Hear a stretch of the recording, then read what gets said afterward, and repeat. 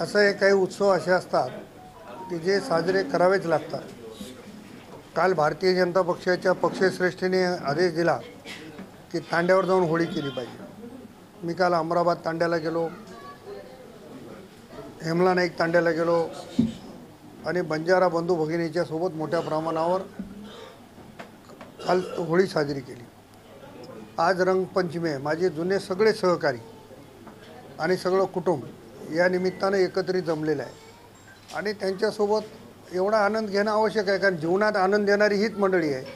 त्याच्यामुळे त्यांच्यासोबत आनंद घेणं हे मला संयुक्तिक वाटते, म्हणून मी त्यांच्यासोबत आज रंगपंचमी साजरी करतो आहे। विजयाचा गुलाल मला सतत आहे।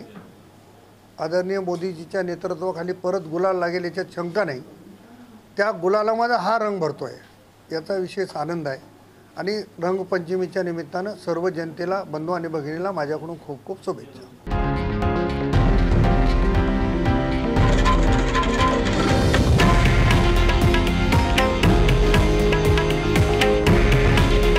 हे आहे देशातील नंबर 1 न्यूज नेटवर्क आणि आपण पाहत आहात TV9 मराठी।